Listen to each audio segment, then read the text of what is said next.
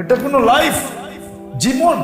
পুরো রমজানে একদিন ফ্যামিলির লোকে ইফতার করতে পারেন না, এই কামাই দিয়ে কি করবেন? রাগ হয়ে গেলেন? একদিনও তো ফ্যামিলির লোকে ইফতার করতে পারেন না, এই কামাই দিয়ে কি করবেন? এই টাকা দিয়ে কি করবেন? এই বাড়ি গাড়ি সম্পত্তি দিয়ে কি করবেন? বলেন কি করবেন? কি মনে হয় অনেক ব্যবসায়ী রাগ হয়ে গেলেন, ঠিক না? আরে মিয়া, বিবি বাল বাচ্চার সাথে ইফতারি করা এটাও একটা ইসলামের অংশ। এদের দিলজয়ী হয় ওরা, দেখেন না 2-3 দিন, একদিন বাচ্চা কাচ্চা মুখ ভাঙ্গেই বলে ফেলবে, বাবা তুমি এত বছর আমাদের সাথে ইফতারি করো না, এইবার কার ওয়াজ শুনে ইফতারি করতেছো? ও জিজ্ঞাসাই করে বলবে জানো না বাবা, ডেলি আমরা ইফতারি করতাম, আমাদের মন কেমন ভাঙ্গা থাকতো, তুমি আজকে ইফতারি করতেছো, আমাদের মনটা ভরে গেছে। ফ্যামিলির সাথে ইফতারি করার মজাই ভিন্ন। বলেন ব্যবসা করেন যত বছর ধরে, অত বছর কয়দিন ফ্যামিলির লোকে ইফতার করছেন? কয়দিন? বলবেন শেষে 2-1 দিন তো করি। আরে ওই 2-1 দিন করেন, যেই 2-1 দিন বাজারে কোনো জিনিসই বিক্রি হয় না। 27 রোজার পরে তো সব মার্কেটের কোনো বাইরে ইফতারির স্টলই খোলে না। আপনি যেই সময় ইফতারির স্টল খোলে, প্রথম রোজার দিক দিয়া প্রথম 20 দিন যেরকম পাওয়া যায় পুরান টাউনে, বড় লোকের বেটায় খায় এটা সেটা, 27 তারিখের পরে তো এগুলো সব বন্ধ হয়ে যায়, ঠিক না? তাহলে আপনি কি ইফতার করেন বাসায় বইয়া? ওটা কি ইফতার নাকি? রাগ হয়ে গেলেন? রাগ হবেন না, পায়ে হাত রাখি, এটাও আল্লাহ রসুলের শিক্ষা। এত বেশি কেন কামাইতে হবে? বললাম না কামাই তো বরকত নাই। আব্দুর রহমান ইবনে আউফ রাদিয়াল্লাহু তাআলা আনহু উসুলের উপরে চলে আসবেন, অল্প কামাইবেন, দেখবেন বরকতেই বরকত, বরকতেই বরকত, বরকতেই বরকত। আমার জীবনের একটা কাহিনী আছে। আমি 2008-এ ইউরোপ যখন সফর চলতেছিল ফ্রাঙ্কফুর্টে, তা আমাকে এক আরব জিজ্ঞাসা করতেছিল, তুই কি করস? আমি কি ব্যবসা করি। কি ব্যবসা? বললাম কতক্ষণ ব্যবসা করস? কারণ আমার নিয়ম ছিল, আমি আইসা তাঁতিবাজারে জোহর পড়তাম, জোহর নামাজ পড়ে খাওয়া রেডি, খাইতাম। নামাজ পড়েই খেতে হবে আমাকে, নাইলে কর্মচারীর চাকরি শেষ। কারণ আমার কথা ছিল যে খাওয়ার লেগা কামাই, ওটা যদি টাইমলি না খাই তাহলে কামায় লাভটা কি, ঠিক না? আমার খাওয়া রেডি, আসর আজান দিবে, যে হুজুররা জানে আজান দিবে, নামাজ পড়বো গো।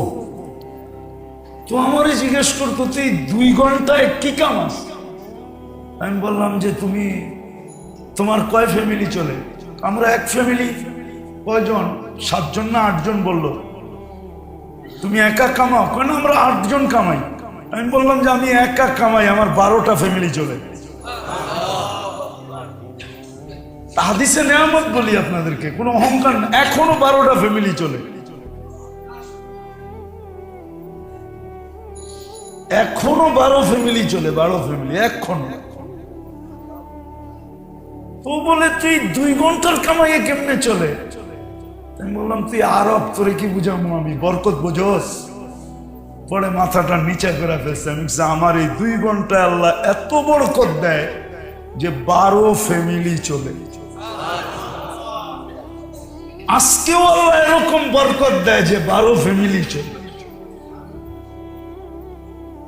আল্লাহ বরকত দেয়। বলার ইচ্ছা ছিল না, বুঝানোর জন্য আপনাদেরকে, অহংকার করে না। বরকত এরকম জিনিস, আল্লাহ বরকত দিবে। এই জন্য আসেন, রমজান সামনে চলে আসতেছে, নিজেকে প্রস্তুত করি। 1 ঘোট পানির থেকে নিয়া, 1 ঘোট পানির থেকে নিয়া, ঘোট বোঝেন তো? দেখি কি বলে বাংলায়? 1 চুমুক পানির থেকে নিয়া, এটা দিয়েও জান্নাত কিনা যায়। এটার থেকে নিয়া উচ্চ লেভেল যতটুকু পর্যন্ত যাওয়া যায়, সামর্থ্য অনুযায়ী যতটুকু যাওয়া যায়, এক মুসলমানের উচিত সবগুলাকে এই রমজানে কাজে লাগানো। না বললাম না যে শুধু সারা জীবনের রিকভারি যদি আমি করতে চাই বা কমি খামি যা হয়ে গেছে এটাকে যদি পূর্ণ করতে চাই তাহলে 100-তে 100 সুযোগ রয়ে গেছে রমজানের। কিন্তু এটার জন্য সজাগ হইতে হবে। এখন থেকে আলেম ওলামাদের কাছে থেকে চিহ্নিত করে লিস্টি নিয়ে নিতে হবে যে হুজুর আমি কি কি জিনিস দ্বারা এই রমজানে আমার অতীত জিন্দেগির পুরা জিনিসটাকে পূর্ণ করতে পারি। কমি কোতাহি যে রয়ে গেছে, আমার যেটা লস মনে করি এটাকে যে আমি রিকভারি করতে চাই, ঘাটতি পূরণ করতে চাই, এটা এখন থেকে সজাগ হওয়া উচিত। এবং শুধু নিজে না, ঘরের প্রত্যেকটা ব্যক্তিকে এটার উপরে উদ্বুদ্ধ করা চাই এবং ঘরের ভিতরে একটা পরিবেশ তৈরি করা চাই।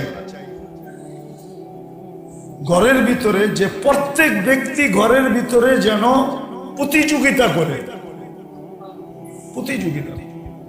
কেন হাদিসে এটাও আছে, আল্লাহ রমজান মাসে ইবাদতের প্রতিযোগিতাকে যতটুকু সদয় দৃষ্টিতে দেখেন, রহমতের দৃষ্টিতে দেখেন, কাছে নিয়ে দেখেন, এতটুক অন্য কোনো মাসে দেখেন না।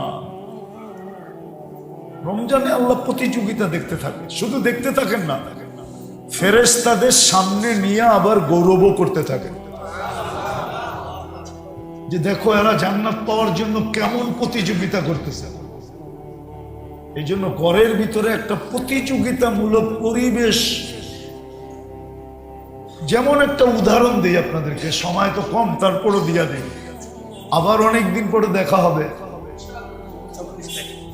24 তারিখ রোজার হয়ে যাবে 12-13 তারিখ। বুদ্ধিমান হলে বাচ্চাদের উপরে আপনি পুরস্কার ঘোষণা করেন যে বেটা, ছেলে পেলেদেরকে বলেন রমজানে যদি তুমি এত খতম করতে পারলে তাহলে তোমার জন্য এই পুরস্কার, এত তসবিহাত পড়তে পারলে এই পুরস্কার, এতবার কলেমা পড়তে পারলে এই পুরস্কার। আপনি ওকে কাগজ দিয়ে পুরস্কার দিবেন, আল্লাহ আপনাকে জান্নাতে জান্নাতি উপটকন দিয়ে পুরস্কার দিবেন। কি আপনারটার দাম বেশি না আল্লাহটার দাম বেশি? আপনি পুরস্কার রাখেন, পুরস্কার রাখেন যে এতবার দুরূদ পড়তে পারলে তোমাকে এই পুরস্কার। ঘরের ভিতরে হ্যাঁ, আপনার স্ত্রীর জন্য রাখেন যে তুমি রমজান মাসে এইগুলা করতে পারলে তোমার জন্য এই গিফট, এই পুরস্কার রাখেন। দেখবেন মোহাম্মত বেড়ে যাবো, সারা বছর আর তাবিজ লাগবো না। হ্যাঁ, আমি আপনাকে উত্তম তাবিজ দিতেছি, সারা বছর আর আপনার তাবিজ লাগবে না। মনে হয় বোঝেন নাই? আর মোহাম্মতের জন্য তাবিজ লাগবে না, বরং এতটুক মোহাম্মতের সারা বছর চলবে।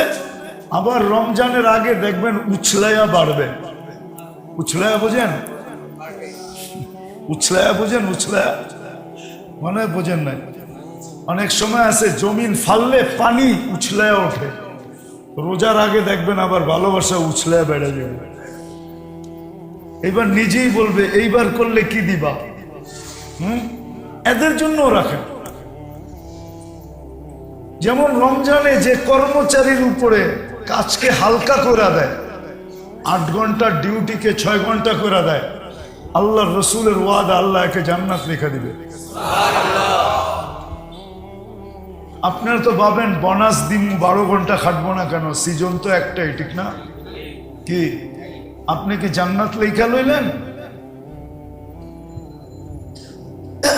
আপনি তো ভাবতেছেন রমজানে তো বোনাস দিব, ঠিক না? সারা বছর তো 8 ঘন্টা করে, রমজানে 12 ঘন্টা করবো, অসুবিধা কি? ঠিক না? বোনাস তো দিব, ঠিক না? আপনি কি কমাইলেন না বাড়াইলেন? হ্যাঁ, কি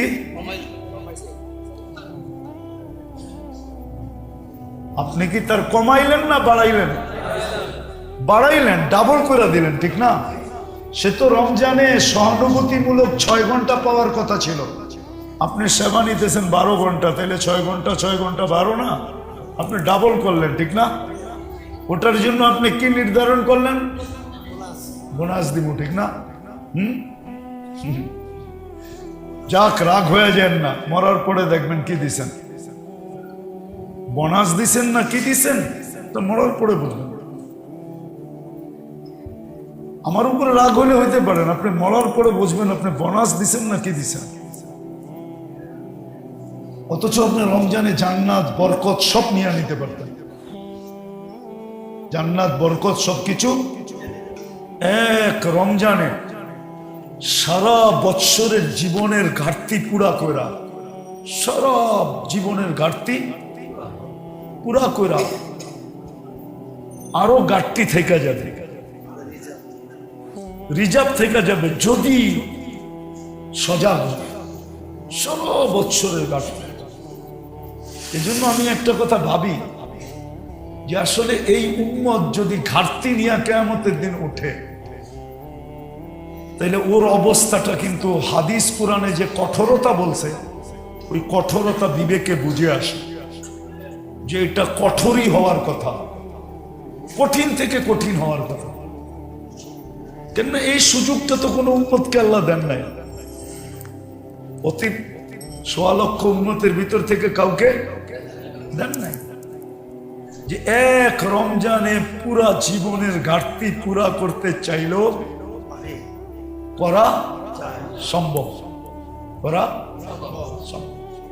তারপরেও যদি সে ঘাটতি নিয়ে উঠলো, ফরজের ঘাটতি, নফলের ঘাটতি, তসবিহাতের ঘাটতি, তেলাওয়াতের ঘাটতি, এটা নিয়ে যদি সে উঠলো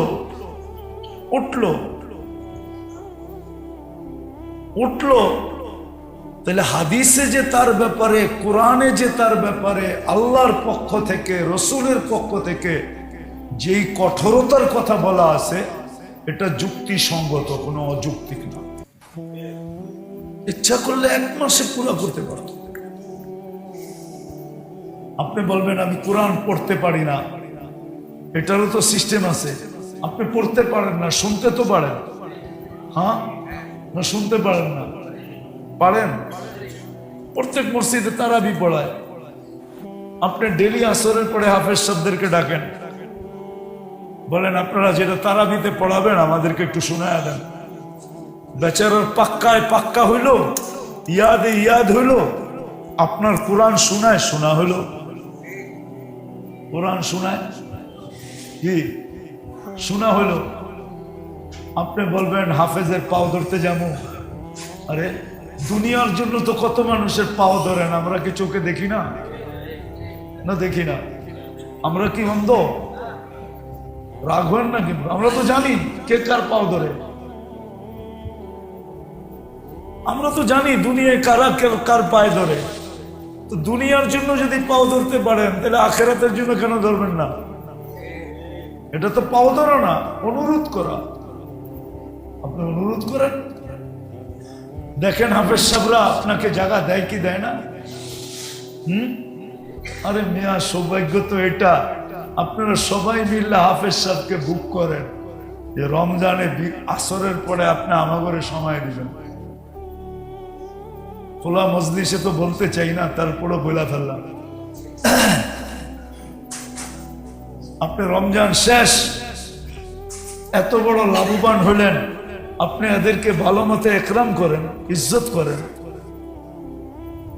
চুক্তি করলেন না, শেষে ইজ্জত করে দিলেন, একরাম করে দিলেন, সম্মান করলেন। হ্যাঁ, কি নিষেধ আছে নাকি এটা?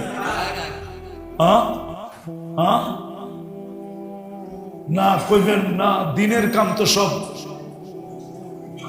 একটা তো শিখেই ফেলছেন, নিজের জান, নিজের মাল, নিজের সময় লইয়া দিনের কাম করতে হইব, ঠিক না? কি কি কন?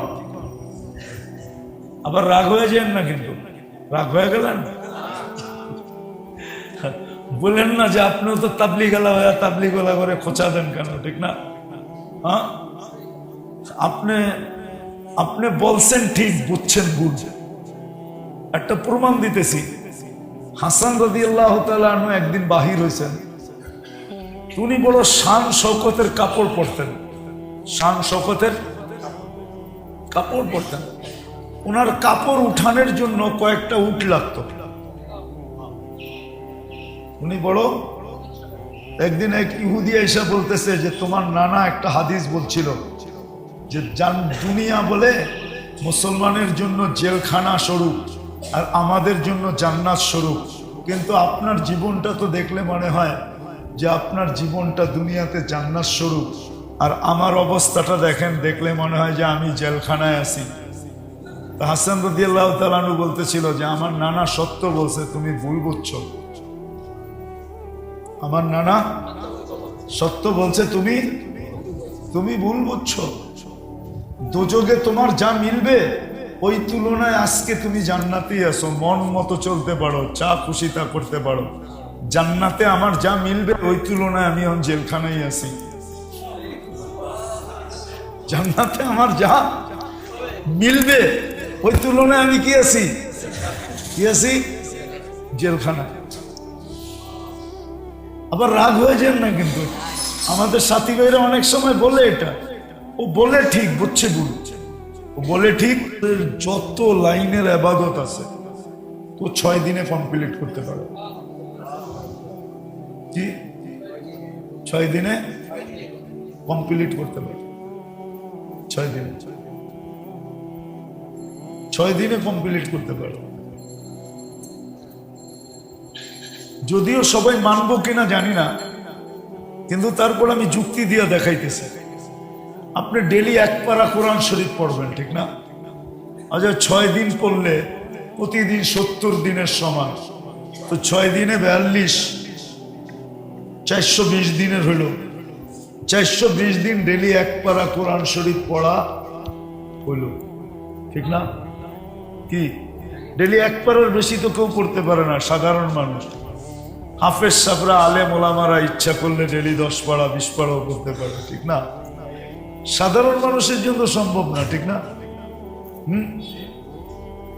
আচ্ছা মনে করেন আপনি ডেলি 1000 বার আল্লাহ আল্লাহ পড়বেন। রমজানে কিন্তু একবার পড়লেই 1000 লেখা হয়। কত? একবার পড়লে 6 দিন পড়লে 420 দিন লেখা হইল, ঠিক না? একবার পড়লেই রমজানের তসবিহাত কি 1000 গুণ লেখা হয়। কত? এরকম দুরূদ শরীফ, এরকম কলেমা, এরকম সুবহানাল্লাহ, এরকম আলহামদুলিল্লাহ, এইভাবে আল্লাহু আকবার, এইভাবে লা ইলাহা ইল্লাল্লাহ, যত তসবিহাত আছে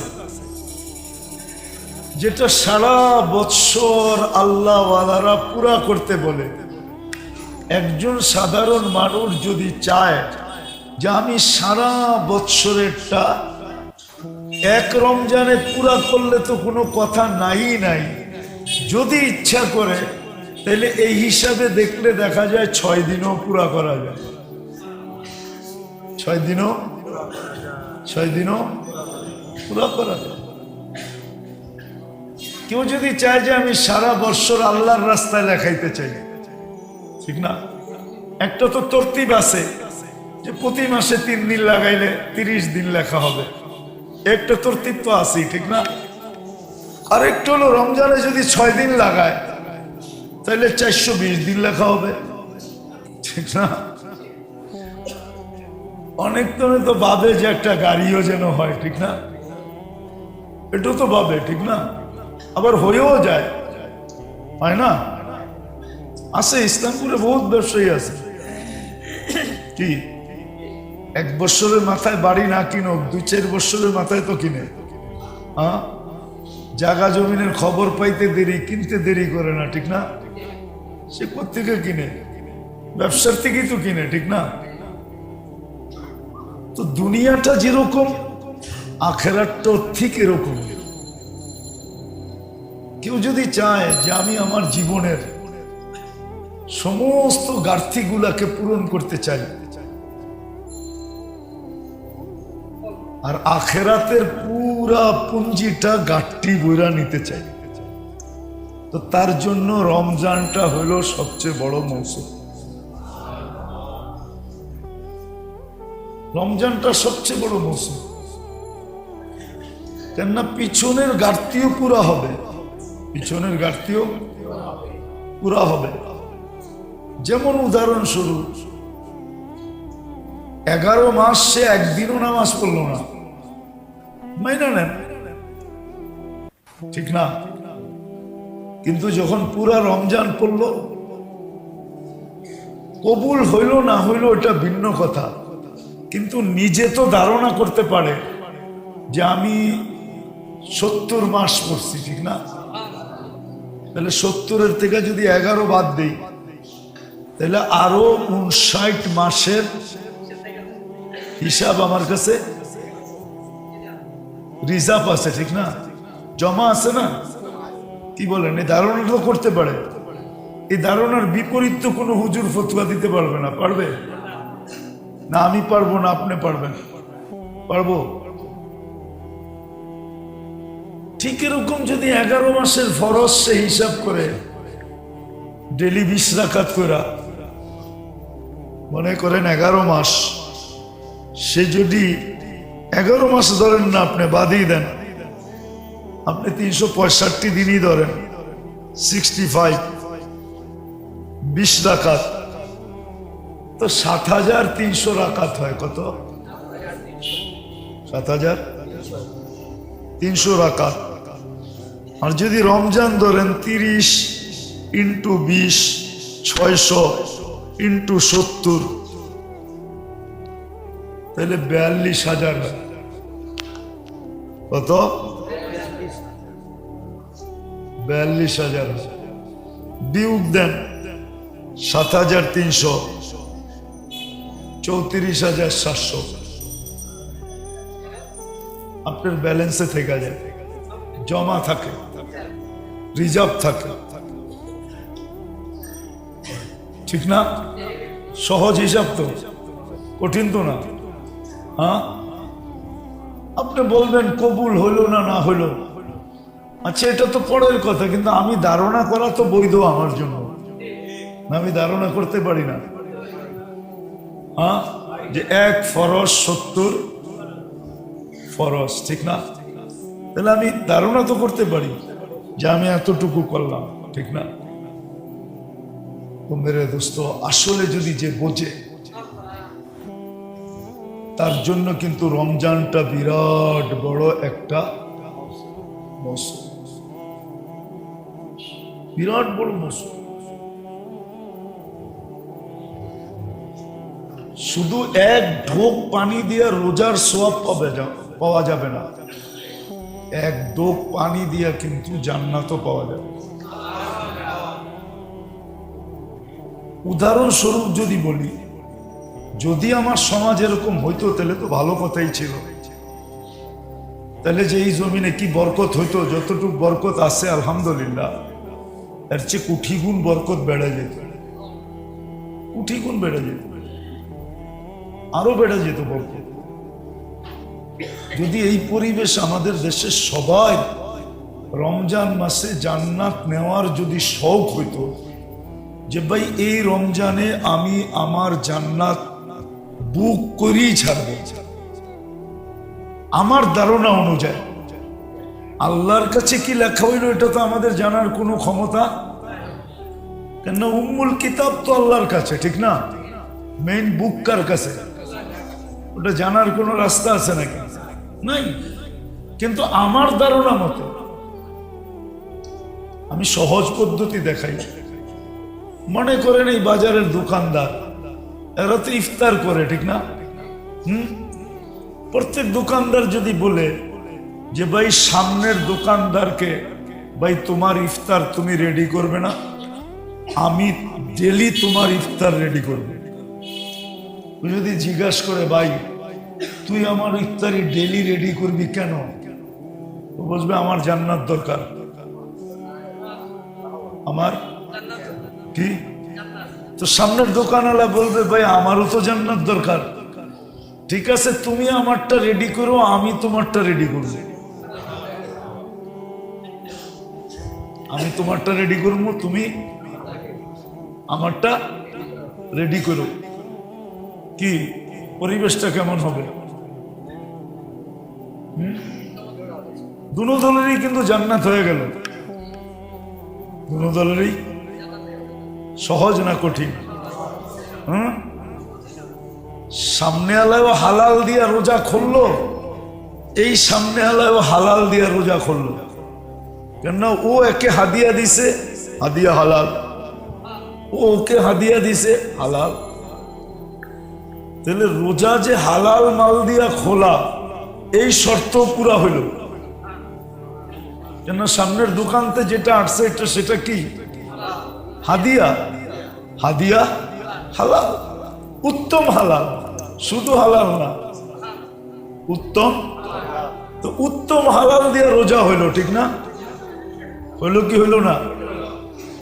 আবার যদি দোকানদাররা বলতো, ভাই ক্রেতাও তো অনেক রয়ে গেছে, কি ক্রেতাও রয়ে গেছে,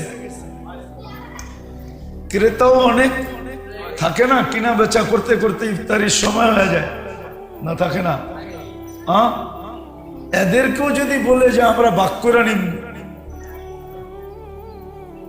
আমরা সবাই যদি টানাটানি করে, জানি না রমজানে উমরায় গেছেন কিনা, গেছেন? কেউ গেছেন এখানে রমজানে উমরায়? আপনি গেছেন, ঠিক না? আর মনে হয় কেউ যায় না, ঠিক না? ব্যবসা করেই তো সময় পায় না, রমজানে উমরা যাবো করতে, ঠিক না? অথচ রমজানে উমরা করা আল্লাহর রসুলের সাথে হজ করার সমান।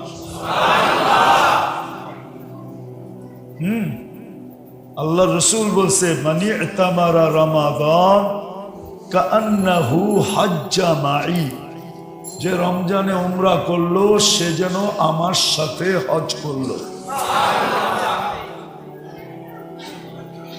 রমজানে উমরা করবে কোত্থেকা? সময় তো নাই, ঠিক না? তো রমজানে মদিনা মুনাওয়ারায় টানতে থাকে ইফতারের জন্য, না টানতে থাকে না? টানতে থাকে। এমনকি বাথরুম থেকে বাইরেবেন, বাথরুমের গেটে দেখবেন ছোট একটা দাঁড়ানো আছে, আপনাকে টানতে টানতে উজুর জায়গায় নিয়ে যাবে, উজু করার পরে টানতে টানতে ওদের দস্তরখানে নিয়ে যাবে। ওদের কাছে এই গুরুত্বটা আছে, আমাদের কাছে নাই। তাহলে আমাদের বাজারেও ইফতারির সময় যে কাস্টমাররা থাকতো, ক্রেতারা, দোকানদারের ভিতরে এদেরকে নিয়ে টানাটানি হতো। কিন্তু আমার মনে হয় না, আমার মনে হয় না। ওরাও টোকাইতে থাকে, কোন জায়গায় পেঁয়াজও বেচে, কোন জায়গায় বেগুনি বেচে, ঠিক না? ওরাও টোকাইতে থাকে, কি কোন জায়গায় বেগুনি বেচে, কোন জায়গায় পেঁয়াজও বেচে, কোন জায়গায় একটু ছোলা বেচে, কোন জায়গায় একটু বুট বেচে। তো ক্রেতারাও ওইটা কিনা নিজের মতো ইফতারি করে, ঠিক না? কি বলেন?